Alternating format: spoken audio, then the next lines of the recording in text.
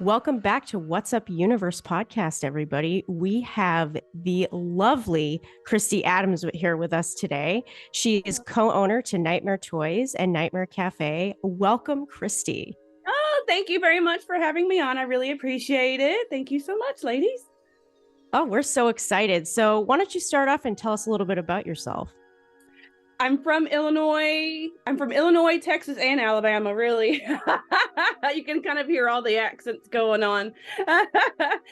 Moved to Alabama when I was 17. And then when I was, 40? I'm 44. When I was 40, I opened Nightmare Toys. And then just this past October, opened Nightmare Cafe. So, and I'm here in Vegas now. I've been here for about 2 years, a little over 2 years now.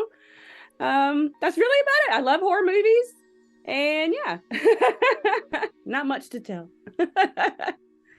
No, that's pretty amazing. So Nightmare Toys is only 4 years old, you said? 5. We opened in 2017 in Alabama. Oh, okay. So you started off there, and then why Vegas? Yes, ma'am. Because we were in Alabama for a few years, and the online was going very well. It was booming, but the in-store, wasn't doing anything there. I mean, it is the Bible Belt. There's horror fans, but not a lot to do anything with in the in-store profit. So Las Vegas was somewhere that we went to all the time for some other events, other conventions, other stuff, and we love it. And so we just thought it would be a better fit for Nightmare Toys, and it was probably the best decision we could have done, was move Nightmare Toys here to Las Vegas. So yeah, I think you're in the perfect location, especially coming from Alabama. What a great move to put you in the perfect location for this. Tell us about how you got started with your interest in horror. Well, I've liked horror movies since I was 5, so I was very young. It all came from watching Michael Jackson's Thriller video. I love horror movies and I love dancing, and it all came from Michael Jackson. He's he's my huge influence of everything that I love in life. And I don't know, I love slasher films. It's just something I've just done my whole life. So really the only thing I watch, to be honest with you. Right. Now, do you have favorites in terms of movies? I do. So I do love slashers. That is my favorite genre. And April Fool's Day is actually my favorite movie from 1986. Really? Yes. Yeah. April Fool's Day. It's a funny story because if you've seen it, you know the ending is, so it's not real. So when I was a kid and I watched it, because I was excited to rent it at the movie or at the video store, because I love the cover, of course. And then I get home and watch it, and it's not real. And I was so angry. I was so mad at that movie. I hated it. I hated this movie when I was a kid. But it played so much on HBO that I ended up kind of just, I rewatching it anyway. And then I just grew in love with it, though. Now it's just my favorite movie. I just think it's an epitome of just 80s slashers, without even having blood in it, too. So yeah, that's a good one. I haven't really watched it too many times, but I've definitely seen it 1 or 2 times. The good cast. A lot of the cast has been in other great 80s movies too, so it's a really good cast. So I read an interview with you in Las Vegas Weekly, and you talked about the most starstruck you've ever been by a celebrity, and you had said at the time it was Linda Blair. Does that still ring true for you? Yes. I had just done a podcast 2 days ago, and he asked me the same question, and I almost start crying talking about it. Yes, I love Linda Blair. That was, I don't know, just to have Linda Blair walk into your store. And I've had many people, Tony Todd, Kane Hodder, Daniel Hill, everybody I love. I'm just like starstruck with, but I don't know. It's just something about Reagan walking in, and I've been watching her, watching The Exorcist since I was probably maybe 6 or 7. Yeah, it still really holds up. It does. Every Halloween or around that time I watch it, and it still holds up pretty well. And they're about to do a remake, and supposedly it's going to be a trilogy. I don't know about that. Oh. Do you ever go to Halloween Horror Nights at all, Universal? I have not gone. No, I haven't had any chance to go. But they're coming here to Vegas. Oh, really?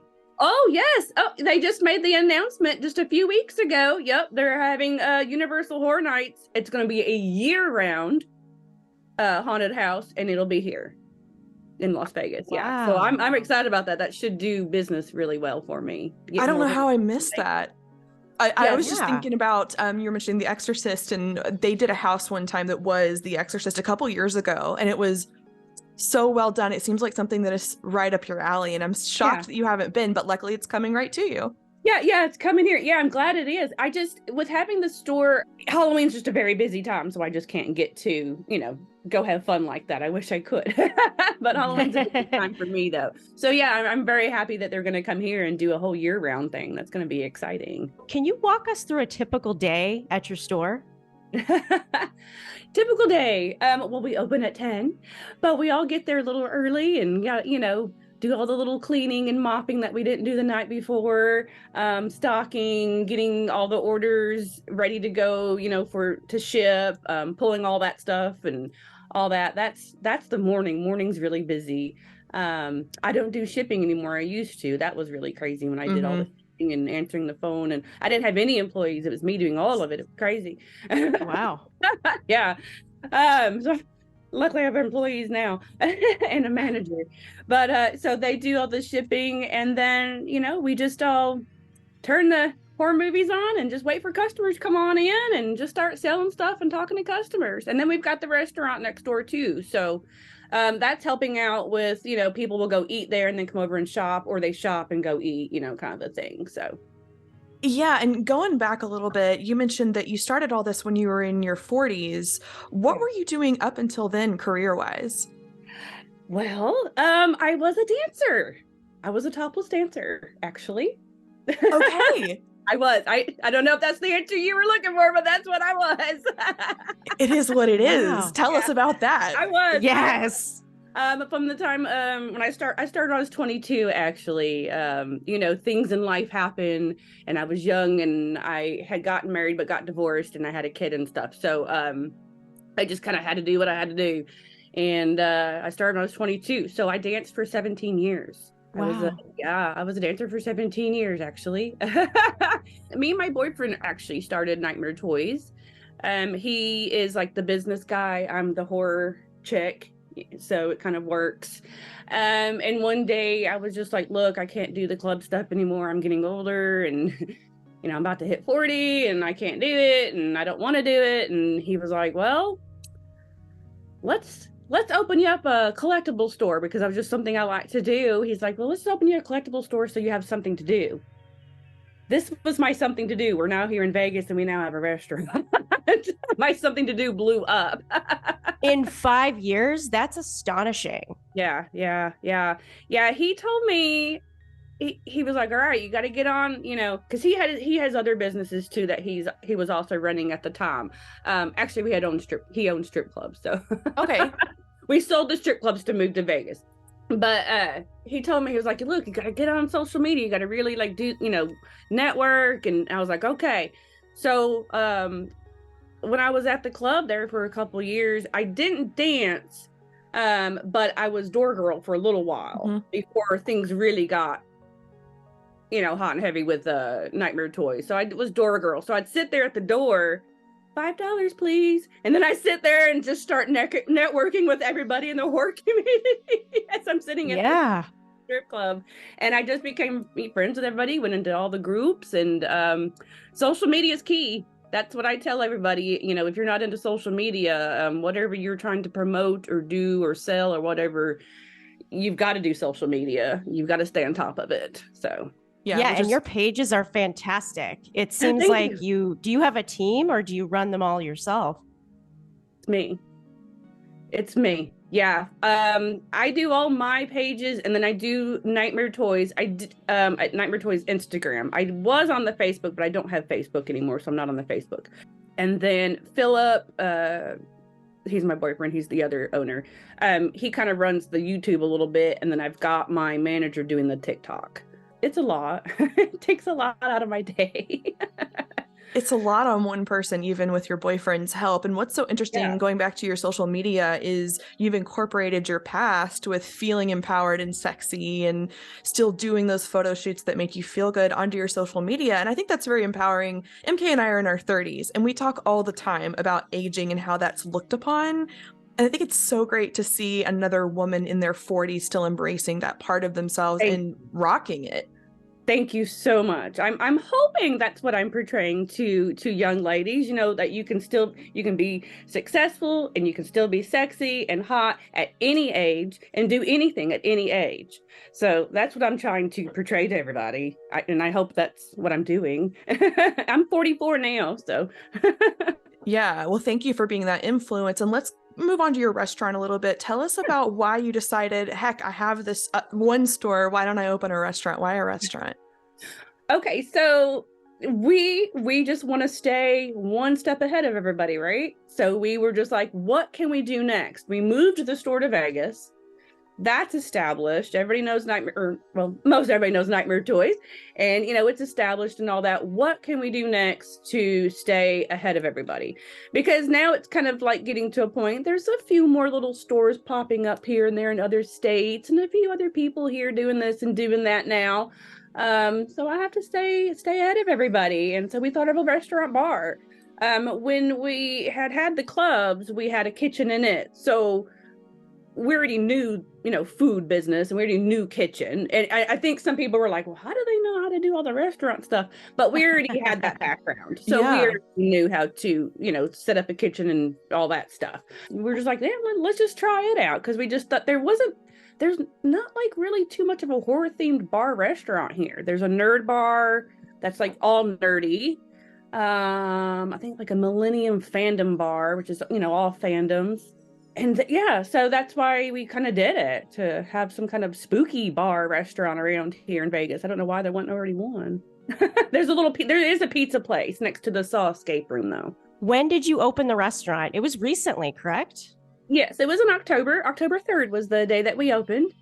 We did want to open a year before that, actually, but, you know, COVID kind of put a damper on shipping.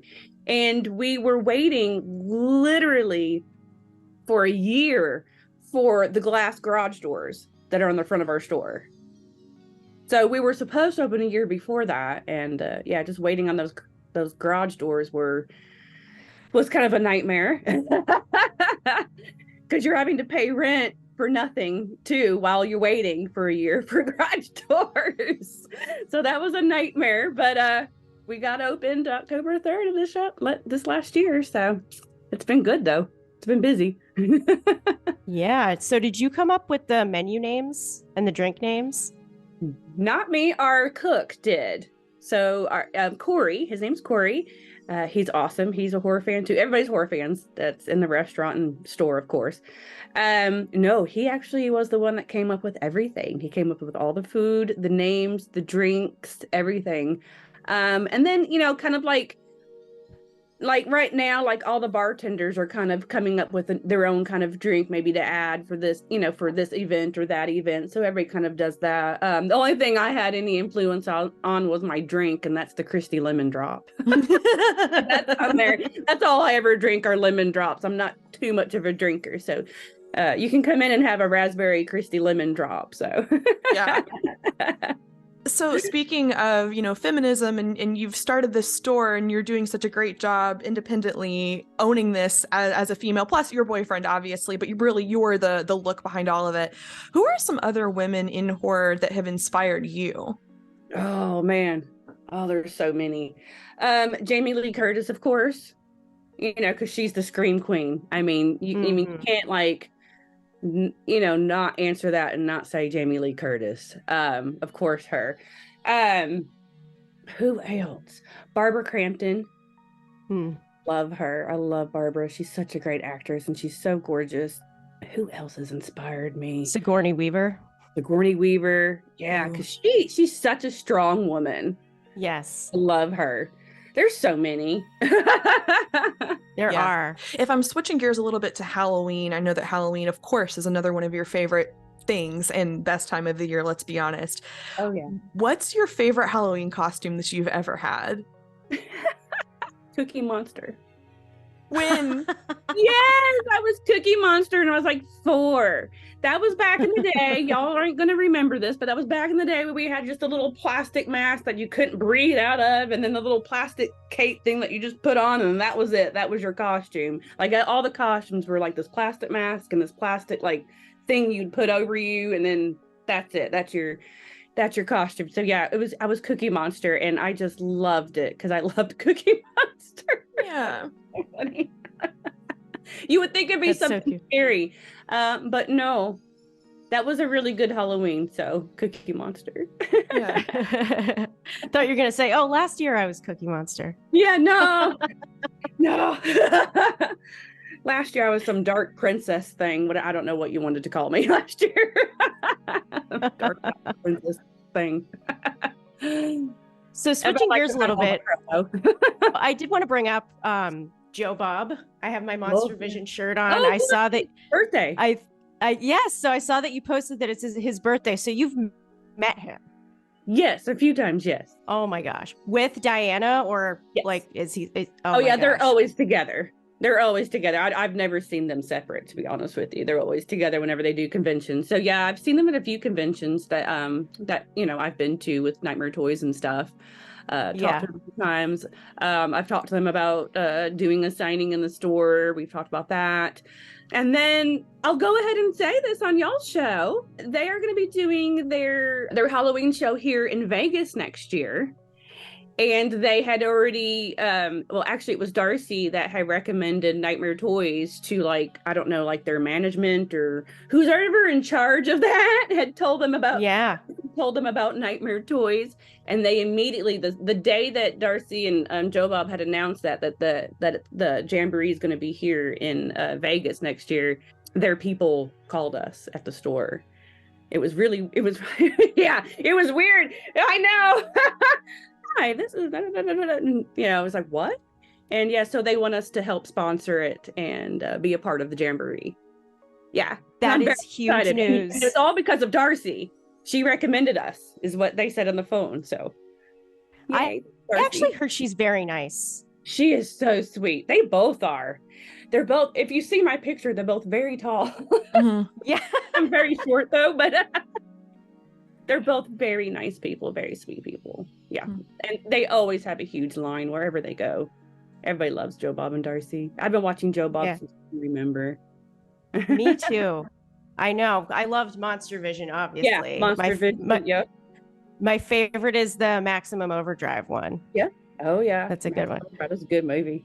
Yeah, I love that. It was fun seeing him in Casino when Casino came out. And you're like, oh my God, it's Joe Bob. Yep. Well, you just mentioned conventions. Can you tell us what your favorite convention to attend is, or if you've had a favorite year? Oh, yeah.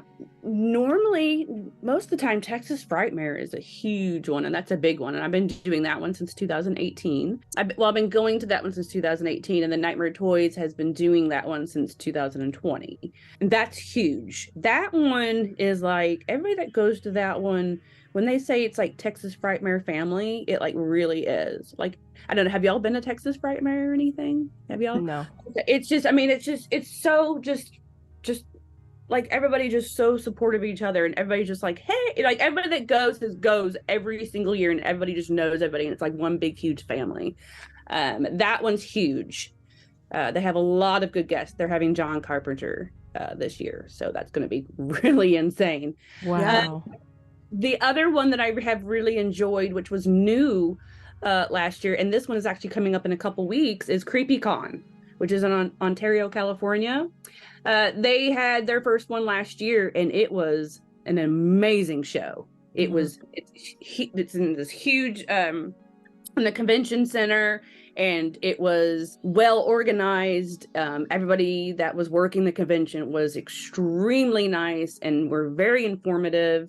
Lots of tons of guests, tons of vendors, and that one was very good. I was highly impressed with that one for it being their first year. And so it's coming up on the 4th and 5th, so we'll be there at that one. How many vendors would you say that you pick up at a time based on the conventions? How many vendors are there? Like when you go and you decide, like, I like their items and I'm going to purchase their items for my store, how many vendors would you say on average you do that with per convention that you find? At conventions, we usually it's me buying stuff for myself. Okay. That's usually me walking around buying stuff. Some of the products that we do carry in the store, some of them do vend at conventions, and then we'll ask them, like Halloween Shirt Company. That's a perfect one for an example. Halloween Shirt Company, they do some conventions that we do, and then what we'll do, like at the end of the convention, we'll like, hey, whatever you have left over, we'll just buy from you and we'll take back. Okay. We do that a lot, but usually at conventions, I'm walking around for my collection. It's bad. So is the plan at these couple conventions to try to get some podcasts with guests? I know that you said that recently on your page that you wanted to do that. Yeah, that's what we were just recently talking about. So yeah, we're going to start doing that too, and just seeing if we can see if some of them will just, take, 20, 30 minutes out really quick just to start editing that into some of our podcasts, because we need to have some guests on. So yep, Hopefully we can get that done. I know a few that will be able to do it though. Who do you want to have? Oh, I know Felissa will do it. I love Felissa Rose. Oh my gosh, that's fun. I know she'll do it. I should have asked Tony Todd when he was here. That is the nicest, sweetest man. And he's Candyman, and he's so tall and so big. Like, him and Derek Mears are just huge guys, and they portray these scary guys, but they're like the most sweetest men you'll ever meet, and just so humble and just soft spoken. It's like, you're really Jason? I love them. They're just nice guys. Tell us how you started the podcast. Speaking of the podcast. That was just another something we were just like, you know what, we got to do something else besides just being a store. And our YouTube was doing good as far as, unboxing videos, or me just kind of doing videos and showing product or whatever. I had been on another podcast beforehand, actually with my manager. Me and him and two other guys were on another podcast for a couple of years, and then that kind of just disassembled. It's not around anymore. And then I asked my manager. He wasn't my manager at the time. He was living in Ohio, but we had done this podcast together and we were friends. And then I got him to move here and be my manager. And now we're doing our own podcast together. So Brian is who I'm talking about, my manager that I do the podcast with. It was just one of those ideas where, like, you just got to do something new and something different. And since we had already done one, we're like, we need to do our own. So we just started that. I think we're gonna might do some of the podcasts sometimes in the restaurant too. I think we've been talking about that just to change it up a little bit. So if our audience wants to listen to your podcast and they're interested in what you have to say, what's the name of your podcast and how many episodes do you have right now? It's Nightmare Podcast. It's on our YouTube, which is Nightmare Toys, or anywhere you podcast. And we just put out number 63. Great. So, yeah, that just went out today, actually. So I wanted to touch base on the Scream section you mentioned. How's that coming along? Oh, it's coming along. I've got a bunch of lights coming, and I'm gonna put some black tarp over like where all the products are. So like it's gonna be like a little walkthrough in a way of how it's going to be all set up, and then red lights all making it all spooky and stuff. I just have to wait on Fun World to send me more Ghostface stuff. That's going to be a minute though, because they said like anywhere from June after is when they'll start shipping stuff, so it's going to be a while. Oh wow. Yeah, Fun World takes a while. But yeah. You do all these things, which is so impressive to me. What would you say is the most challenging part about managing or not managing, because you have managers, but running and overseeing your restaurant, your podcast, your social media, and your store?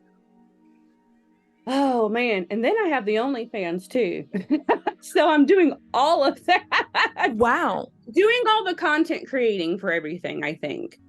Since I do have all those platforms and all that, doing all the content creating and doing the social media and, answering emails and all that kind of stuff, and having to deal with that is a huge challenge, to be honest.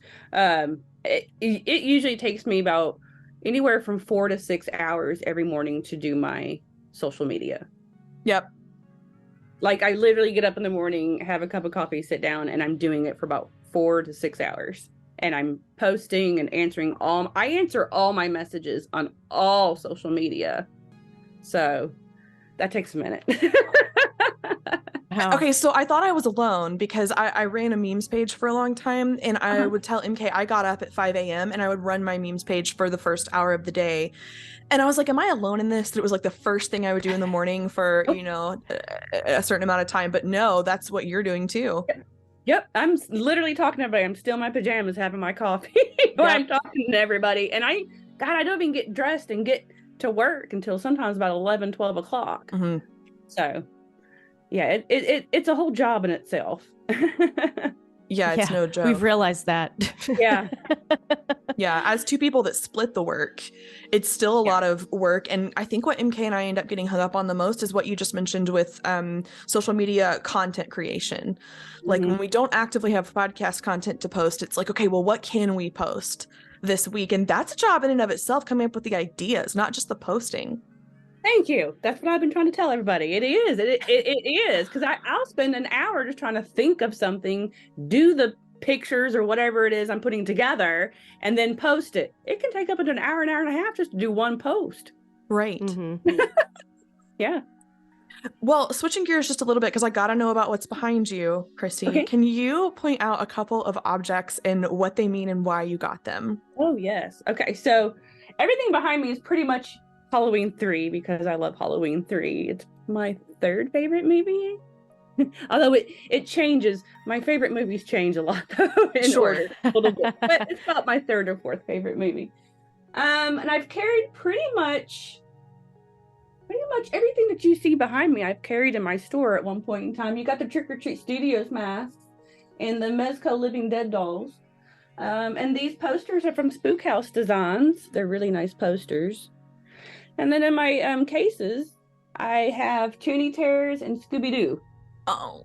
They're on each side. I don't know if I can see. Yeah, on each side, Toonie Terrors, Scooby-Doo. So it's like a whole theme behind me. Toonie Terrors, Scooby-Doo, and H3. Yep. Yeah, there's everything. When you were coming up with the idea of Nightmare Toys and your boyfriend mentioned that you like collectibles, what did your collection look like at that point? Okay, so at that point, it wasn't real huge because before, how do I say this? Before me and Philip got together, I had a whole other life, right? So I wasn't collecting before then. I didn't really start collecting until I got with him. So it wasn't real huge, but I was getting there. I probably had like a room full of stuff. Now I have a loft and 2 rooms and a bathroom. But I had probably just a room full of stuff at that point in time, though. You have like Scooby-Doo collectibles behind you, which is one of my favorite shows from childhood. Kristy, have you seen the new Velma show? I have not. Don't. Not yet. Yeah, I know that's what everybody's telling me. That's why I haven't done it. I was like, oh no, I hope she has it because it like ruins everything. It's so bad. Yeah, that's what I keep hearing. So I'm like, okay, I don't need to watch that.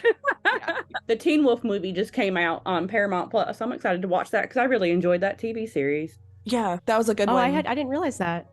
I'll have to check that out. Yeah, it just, I'm sorry, I just changed. I went from Scooby-Doo to Teen Wolf.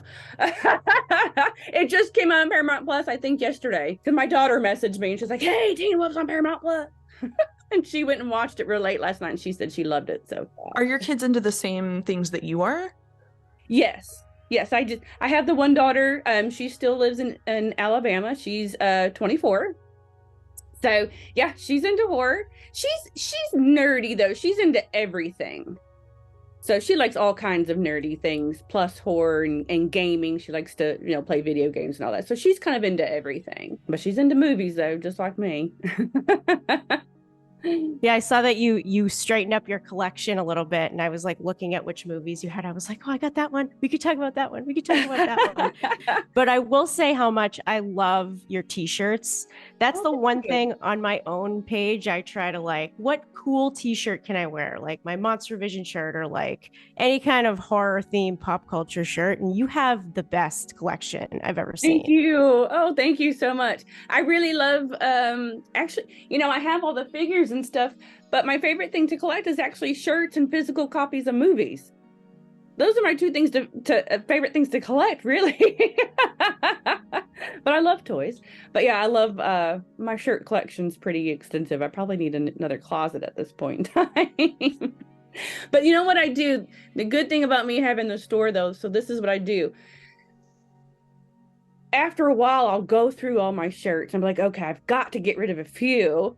So I'm able to take old shirts and I resell them in my store. And we have a little just $5 used clothing section. And so everybody can come in and get what was a shirt in my collection. You can come purchase one because it's usually my shirts that I'm selling anyway. And they sell like hotcakes all the time because I might be getting rid of a really good Cavity Colors one or a Fright Rags one or something, they sell like hotcakes. So yeah, I have a little section, just a $5 section. That's my section to get rid of my shirts that I have in my collection. Cause most of the time I'm only wearing them once or twice half the time.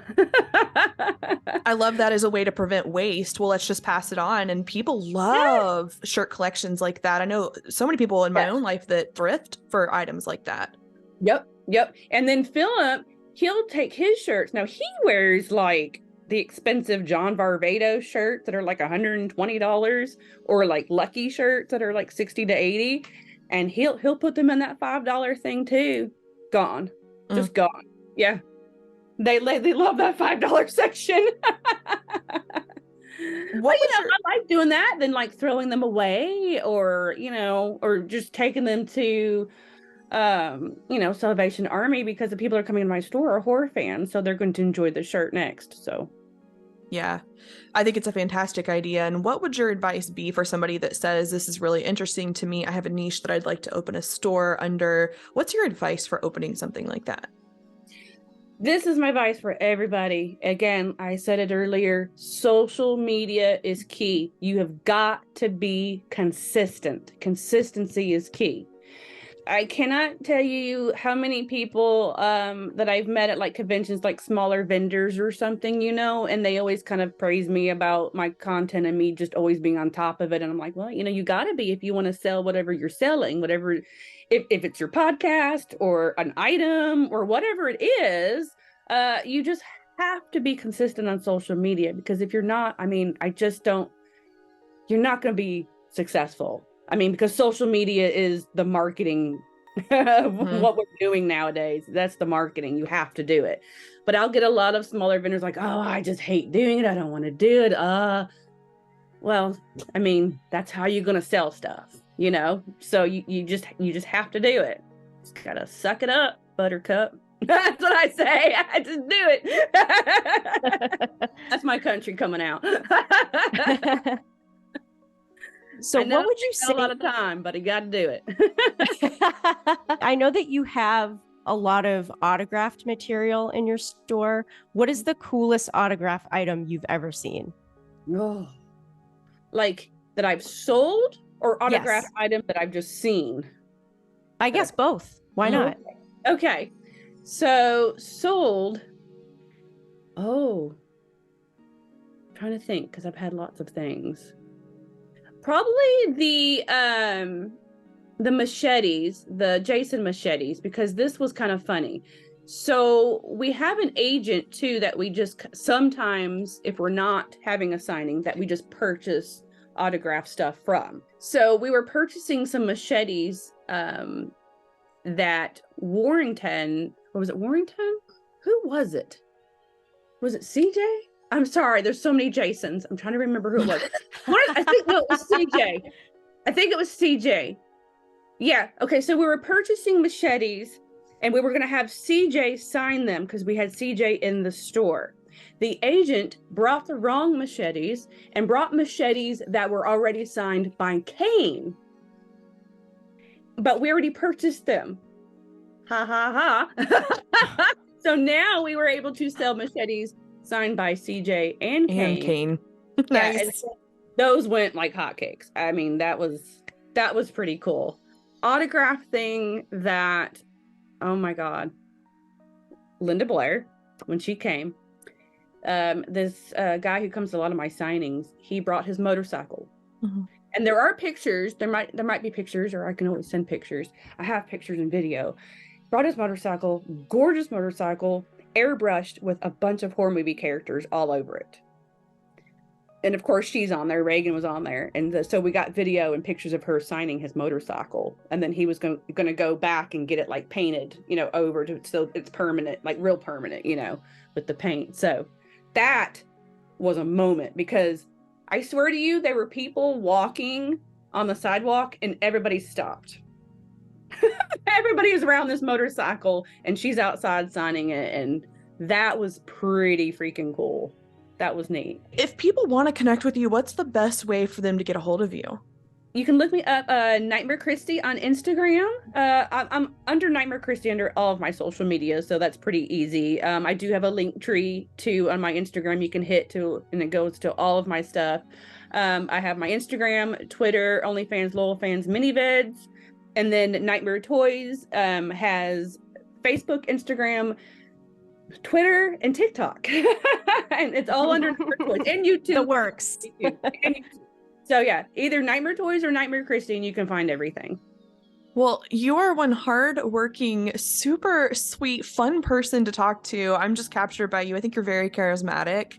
Thank you so much. If you guys are in the Vegas area, be sure to look up and stop by Nightmare Toys. Kristy, we appreciate you, and my cat, who has been climbing all over me and knocking over stuff, really appreciates you stopping by the podcast, and we look forward to following you and seeing what else you do.